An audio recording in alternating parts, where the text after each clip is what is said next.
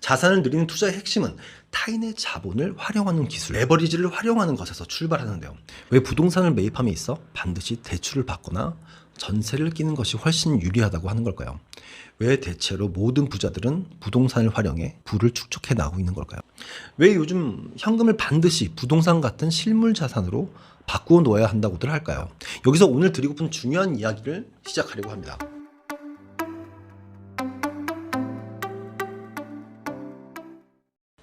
아파트는 화폐의 기능을 합니다. 직접 찾아가 눈으로 보지 않고 매수하는 경우가 있을 정도로 아파트는 표준화된 실물 화폐의 기능을 하고 있습니다. 레버리지라는 말 잘 알고 있으시죠? 우리나라에서는 전세금이라는 제도가 있기 때문에 5억짜리 아파트를 전세금 4억을 끼게 되면 단 1억이라는 현금만으로 매입할 수 있습니다. 전세금은 이자가 없는 개인 간의 대출로서 신용도가 낮아 대출할 수 없는 사람일지라도 활용할 수 있는 최상의 레버리지라고 할 수 있습니다.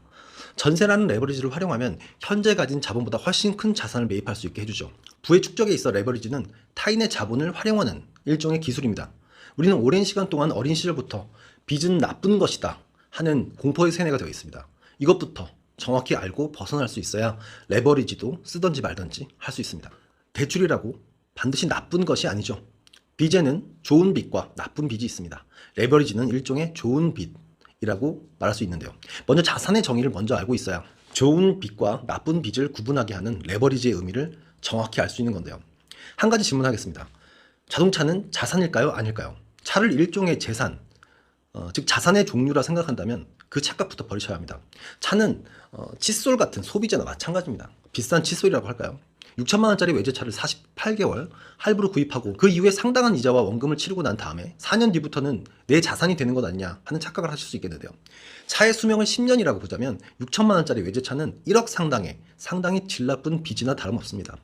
다달이 기름값 유지비, 보험료 등으로 30만 원 소요된다고 가정할 때 1년에 360만 원씩 지출될 것이고요. 10년 동안 무사고로 잘 운용했다선 치더라도 최소로 잡아 3,600만 원이 소요될 것이니까 원금 6천만 원까지 더하면 10년 유효 기간에 가까워질수록 1억이라는 가치가 증발해버리는 소비재에 불과합니다. 10년 3,600일 동안 날마다 1억에 3,600분의 1인 27,777원을 길바닥에 뿌리고 다니는 것이나 다름없는 것이죠.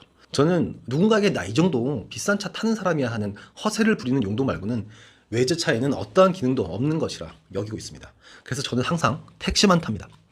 물론 교통수단이라는 기능 때문에 또는 개인의 공간으로서 사무용으로 차를 산다고도 하시겠지만 차를 몰면서 핸드폰을 마음대로 이용할 정도로 운전에 능숙하다 하더라도 운전을 하면서 폰을 본다는 건 음주운전만큼이나 위험한 것이죠. 언제든 부르면 달려오는 개인 운전사나 다름없는 택시만을 이용합니다. 그리고 저는 타자마자 제 폰으로 내리는 순간까지 업무에 활용합니다. SNS에 업로드를 한다든지 전화통화를 수십 통 하면서 업무를 봅니다.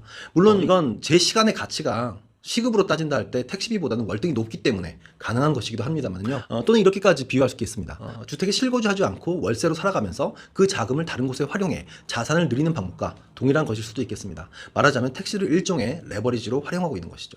올바른 빚이라고 할 수 있는 레버리지는 어떤 것일까요? 단 1원이라도 자신의 자산이 늘어나게 하는 수익금으로 들어오는 구조를 만드는 것이라면 노동, 고용, 시간, 대출 그 모든 것을 레버리지라 할 수 있겠습니다. 자산을 늘리는 투자의 핵심은 타인의 자본을 활용하는 기술, 레버리지를 활용하는 것에서 출발하는데요. 왜 부동산을 매입함에 있어 반드시 대출을 받거나 전세를 끼는 것이 훨씬 유리하다고 하는 걸까요? 왜 대체로 모든 부자들은 부동산을 활용해 부를 축적해 나가고 있는 걸까요? 여기서 오늘 드리고픈 중요한 이야기를 시작하려고 합니다. 왜 요즘 현금을 반드시 부동산 같은 실물 자산으로 바꾸어 놓아야 한다고들 할까요? 바로 인플레이션 사이클이기 때문입니다. 인플레이션의 사이클에서는 부의 이전이 일어납니다. 부가 누군가에게 빠져나가 다른 누군가에게 이동해 간다는 것인데요. 경제학자 케인즈는 부의 이전 효과에 대해 이렇게 말한 바 있습니다. 인플레이션은 부를 예금한 사람에게서부터 대출을 받은 사람에게 이전시킨다 라고 설명하는데요. 즉 부는 현금을 가진 자에게서부터 자산을 가진 자에게 이전된다는 것입니다. 이는 현금을 예금으로 묻어둔 무주택자는 대출을 받아 집을 매수한 사람에게, 그리고 현금을 전세금으로 묶어놓은 전세입자는 전세를 끼고 집을 매수한 사람에게 부를 빼앗기고 있다는 것입니다. 전세금은 나중에 돌려받는 것이라 안전하다고 생각하는 것과는 정반대입니다. 자세한 설명을 드리겠습니다. 인플레이션 장세는 바로 제로섬 게임이라는 것, 이것부터 먼저 알아야 합니다. 제로섬 게임이라는 용어는 미국의 경제학자 레스터 서로우, MIT 교수로서 경영대학장을 영임했던 그가 저술한 1981년에 저서 제로섬 소사이어티에 기술되어 있습니다. 단순한 게임 이론이 아니라 경제학 용어인데요. 제로섬 게임이란 시장 참가자들이 서로 영향을 미치는 상황에서는 모든 이익과 손해의 총합이 항상 제로가 된다는 것을 의미합니다. 스포츠에서 승자의 득점과 패자의 실점을 합하면 항상 제로가 되는 것처럼 이익을 보는 사람이 있으면 손해를 보는 사람이 있다는 것인데요. 인플레이션 사이클에서 제로섬 사회가 어떠한 위험성을 지니고 있는지 적나라한 예를 하나 들어드리겠습니다.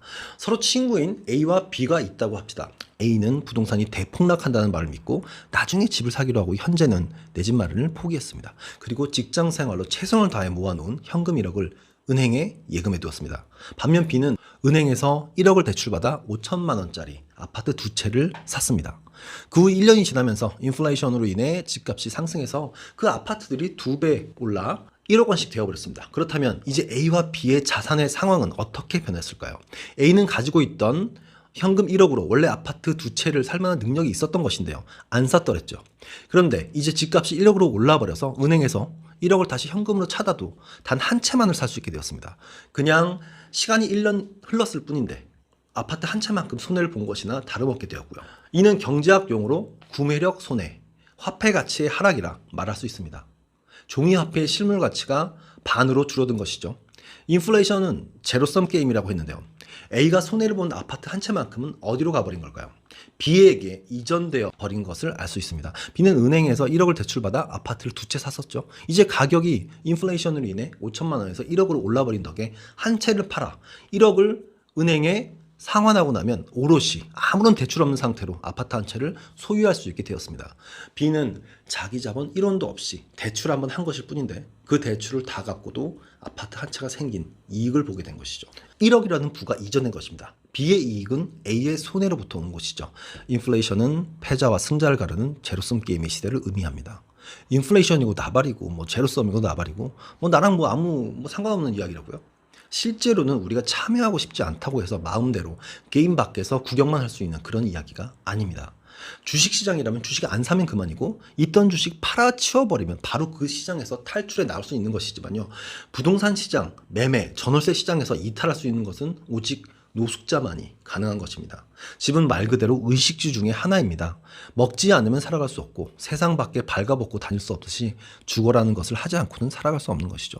부모님 댁에 얹혀 살고 있든 자가에 살고 있든 전세든 월세든 경제활동을 하는 이상 우리는 제로섬 게임 시장의 일원일 수밖에 없습니다. 우리는 부동산 시장의 강제 참가자인 거죠.